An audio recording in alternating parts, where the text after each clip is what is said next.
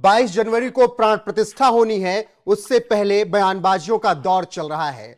दरअसल असदुद्दीन ओवैसी ने एक बयान अभी साल के शुरुआत में ही दिया कि ताकत बरकरार रखो, मस्जिदें आबाद रखो, नहीं तो हमारी मस्जिदें छीन ली जाएंगी। अब इसके बाद महाराष्ट्र के पूर्व मुख्यमंत्री और मौजूदा उप मुख्यमंत्री देवेंद्र फडणवीस का एक बयान आया है। उन्होंने कहा है और बताया है कि जब बाबरी गिराई गई थी तो वहां पर वो मौजूद थे और उन्हें बहुत खुशी महसूस हुई थी। उन्होंने अपना एक्सपीरियंस शेयर किया तो उसके बाद ओवैसी तिलमिला गए और ओवैसी ने फिर उस पर अब रिप्लाई किया कि क्रिमिनल एक्टिविटी को पूर्व मुख्यमंत्री देवेंद्र फडणवीस उसका जश्न मना रहे हैं, यह जायज नहीं है, यह भड़काऊ है। हालांकि ओवैसी को अपने भड़काऊ बयान नहीं दिखते हैं, लेकिन इसी बात पर चर्चा करने के लिए हम यहां पर मौजूद हैं। सबसे पहले आपको बता दें कि तीन इस वक्त हमारे साथ मेहमान हैं। मुख्तार अंसारी जी हैं, प्रदीप भटनागर जी बीजेपी से हैं, आचार्य मधुर जी हैं, हिंदू धर्मगुरु हैं। अब आप सोच रहे होंगे कि एआईएमआईएम के प्रवक्ता या नेता इस डिबेट में क्यों नहीं है, तो आपको थोड़ा विस्तार से बता दूं क्यों नहीं है। दरअसल कल भी यही हुआ। कल जब एआईएमआईएम के कम से कम 15 से 20 नेताओं से, वो चाहे दिल्ली के हों, चाहे उत्तर प्रदेश के हों, चाहे बिहार के हों, चाहे देश के और हिस्सों से हों, उनसे लगातार बात की। मेरी कॉल लॉग में अभी भी हिस्ट्री पड़ी हुई है।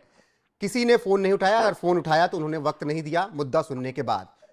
कुछ लोगों ने वक्त दिया, मैं नाम नहीं लेना चाहूंगा यहां पर, तो उन्होंने डिबेट से ठीक 5 से 10 मिनट पहले कैंसिल कर दिया कि हम इस मुद्दे पर नहीं बैठ रहे हैं, अपनी अपनी समस्या बताकर। यह कल की बात थी, चलिए एक दिन मान लिया जाता है। आज फिर से एआईएमआईएम के प्रवक्ता, जिनसे लगभग 12 या 1 बजे बात हुई रही होगी, उन्होंने कहा था कि मैं डिबेट में जुड़ूंगा 4 से 5। मैंने कहा 4:45 तक भी बहुत है, तो उन्होंने कहा मैं डिबेट में जुड़ूंगा, राष्ट्रीय प्रवक्ता हैं। लेकिन एंड वक्त पर लगभग 3:26 पर या 3:30 पर उनका मैसेज आता है कि मैं आपके साथ डिबेट में आज नहीं रह पाऊंगा। क्यों, क्या, ये नहीं बता पाए। उन्होंने कहा कुछ पर्सनल रीजन है। हालांकि 2 दिन ऐसा हुआ है, तो इसलिए शिकायत मैं दर्ज करा रहा हूं एआईएमआईएम के जो भी मुखिया हो या एआईएमआईएम के प्रवक्ताओं को जो भी देखता हो, इस बात को ध्यान रखें कि अगर आपकी पार्टी है और वो लड़ना चाहती है, तो अगर वक्त दे रहे हैं तो वो बैठने के लिए यहां पर फिर समय निकालें, एंड वक्त पर कैंसिल ना करें। डर लगता है अपने ही अध्यक्ष के बयान पर बयान देना। देखिए पंडित जी, आपने जो सवाल करा, मैंने सवाल अगर सोचूं कि ओबीसी जी को फर्क नहीं पड़ता, क्योंकि एक तो देखिए वो लॉयर हैं, बड़े लॉयर हैं और यूनिवर्सिटी और कॉलेज स्कूल चलाते हैं, बड़े आदमी हैं।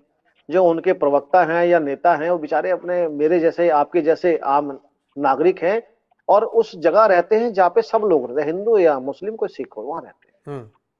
तो वो चीज समझते हैं कि जो ओबीसी जी ने बोला नेतागर्दी के चक्कर में, वो गलत बोला, उसका साथ नहीं दिया।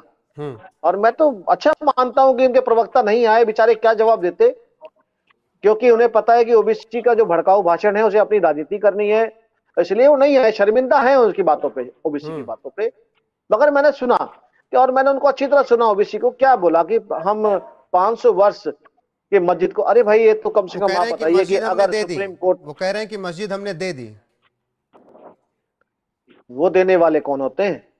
उनसे तो पहले ये बताइए कि आप उस समय जिंदा थे जब ये मस्जिद बनी थी, या आपके अब्बा जान या दादा जान थे? ये क्या हुआ?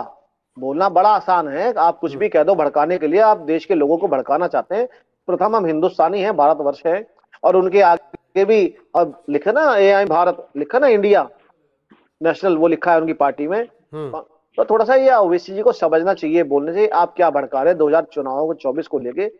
और जिस तरह आपने बोला, जब सुप्रीम कोर्ट, भाई बड़ी बहुत प्रैक्टिकल बात है, मेरे साथ स्कॉलर दो बैठे हुए हैं। अगर मेरे घर पे कब्जा कर रखा है पांडे जी ने, मैं न्यायालय ने मेरा घर दिलवाया मुझे, तो किसने तोड़ दिया, किसने छीन लिया? जी भाई आप लॉयर हो, सुप्रीम कोर्ट के वकील हो, आप तो काम जाता हो, और आपको सबसे ज्यादा पता है, फिर भी आप इस टाइप का आप बोल रहे हो कि उसने भड़काया, इसने भड़काया, तो कम से कम उन्हें ये चीज सोचनी चाहिए ना कि आप एक लॉयर हो गए, बहुत पढ़े लिखे लोग हो। चलिए ठीक है, मुस्लिम समुदाय को विभिन्न पार्टियों ने खत्म करो।